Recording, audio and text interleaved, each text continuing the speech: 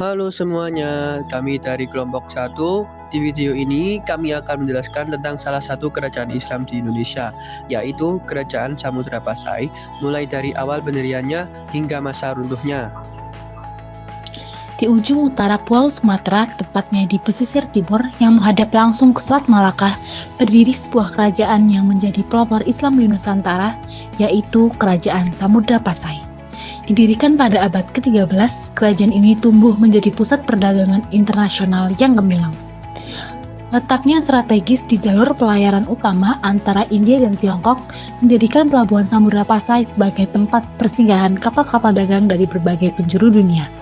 Pasar-pasar di Samudra Pasai dipenuhi dengan berbagai barang dagangan seperti lada hitam, kapur barus, serta emas dan perak yang menjadi simbol kemakmuran.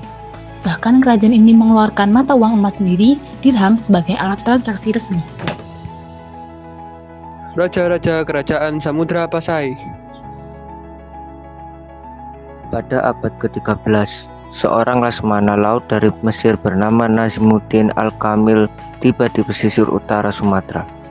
Diutus oleh dinasti Fatimiyah, ia mendirikan Kesultanan Pasai sebagai bagian dari upaya memperluas pengaruh Islam dan menguasai jalur perdagangan rempah-rempah yang strategis di wilayah tersebut.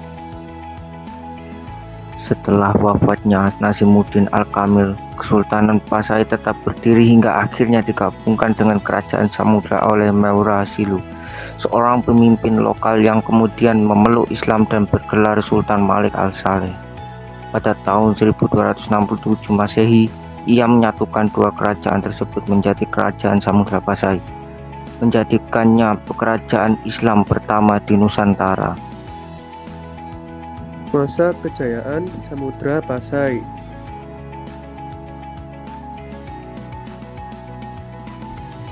Kerajaan Samudra Pasai didirikan oleh Sultan Malik As-Saleh. Setelah beliau wafat, tampuk kekuasaan diteruskan oleh putranya, Sultan Muhammad yang bergelar Sultan Malik Az-Zahir. Pemerintahan kemudian dilanjutkan oleh Sultan Ahmad yang bergelar Sultan Mahmud Malik Az-Zahir. Di bawah kepemimpinan Sultan Mahmud, Samudra Pasai mengalami masa kejayaan dan perkembangan pesat, terutama pada abad ke-14. Letaknya yang strategis di jalur pelayaran Selat Malaka menjadikan Samudra Pasai sebagai pusat perdagangan internasional, sekaligus tempat persinggahan utama kapal-kapal yang berlayar dari barat ke timur dan sebaliknya. Banyak pedagang dari berbagai wilayah seperti Arab, Persia, Gujarat, India, dan Tiongkok datang untuk berdagang di kerajaan ini. Sekitar tahun 1345 Masehi, Samudra Pasai juga dikunjungi oleh Ibnu Battuta, seorang penjelajah Muslim asal Maroko. Ia mencatat bahwa kerajaan ini sangat Islami dan para pemimpinnya taat dalam menjalankan syariat Islam.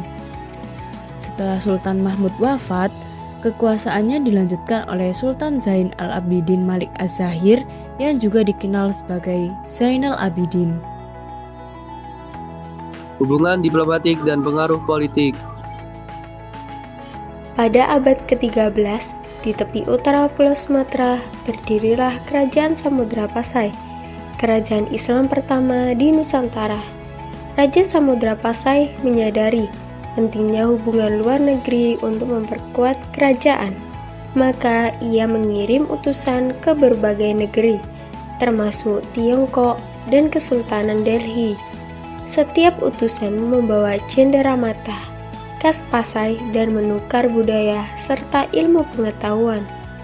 Dari perjalanan ini, nama Samudra Pasai semakin dikenal. Hubungan diplomatik tersebut tidak hanya memperkuat posisi politik Pasai, tapi juga membawa pengaruh besar dalam penyebaran budaya dan ajaran Islam ke seluruh Asia Tenggara. Dengan kerjasama dan pertukaran budaya itu, Samudra Pasai tumbuh menjadi pusat kekuatan Islam dan perdagangan yang disegani.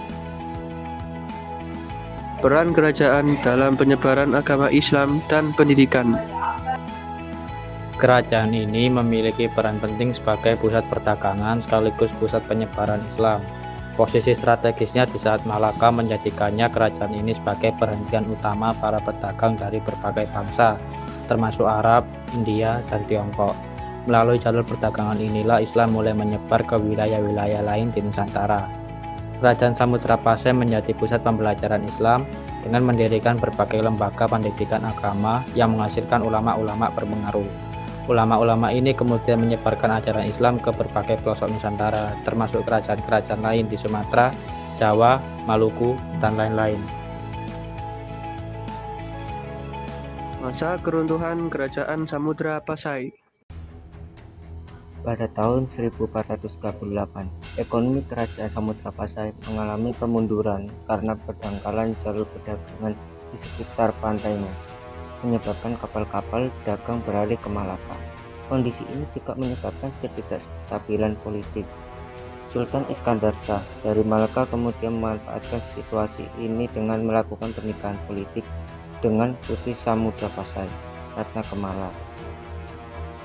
Pada tahun 1511, Kerajaan Samudra Pasai di bawah pimpinan Sultan Zainal Abidin IV diserang dan ditaklukkan oleh Portugis di bawah kepemimpinan Alfonso de Albuquerque.